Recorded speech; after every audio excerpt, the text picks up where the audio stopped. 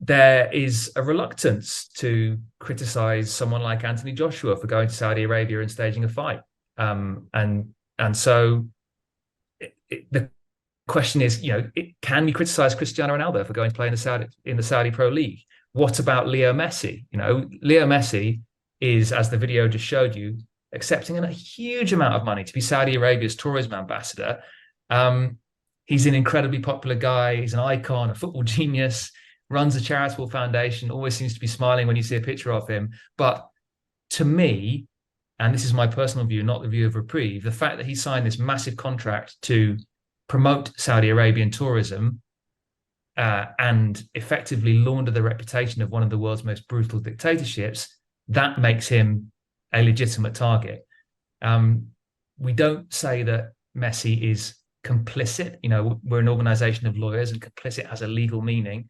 But I think we can join the dots between these people accepting these contracts, particularly someone like Messi, who has a very public-facing role as Saudi's tourism ambassador, and say that the fact that they are doing this makes the next mass execution more likely. And that goes back to the first presentation that we saw today from Christian about how it can be very, very dangerous for dissidents when sporting mega events are held in an authoritarian regime. The last thing I'll mention, Andrew and the other Newcastle fans have been doing an absolutely phenomenal job of making sure that the Saudi takeover of Newcastle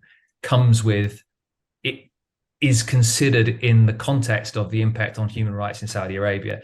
We've done some small things. We had a letter by the brother of a Saudi execution victim published in the Daily Mirror on the day that Newcastle played in the Carabao Cup final. We have done a couple of opinion pieces, in the Spectator and the Mirror and the Mail on Sunday. We got Reprieve supporters to write to, you can see this in the middle on the left of the screen, to write to Richard Masters, the chief executive of the Premier League, to demand an investigation into the Saudi ownership of Newcastle. And again, I think the question is, who is the legitimate target here? I honestly feel a bit sorry for Newcastle's manager, Eddie Howe. He doesn't seem to get asked the question now as much as he did previously, but soon after the takeover, it was like every press conference, Eddie Howe was being asked about human rights violations in Saudi Arabia, and it feels a little unfair. It feels a little unrealistic to me to expect Callum Wilson or Alexander Isaac or Anthony Gordon, Newcastle players, to have an opinion on Saudi Arabia's use of the death penalty or women's rights in Saudi Arabia.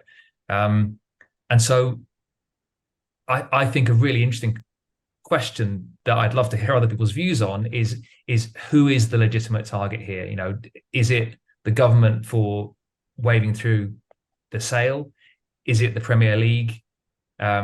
Is it Amanda Staveley, who played this role in trying to get getting Newcastle bought by Saudi Arabia? I have this dream that we're going to get in contact with the fans of every other club, and so whenever Newcastle play away from home, there are banners in the stands with the pictures of people who are facing a death sentence in Saudi Arabia. But these are live questions for us that we're constantly talking about as we consider how to develop this work.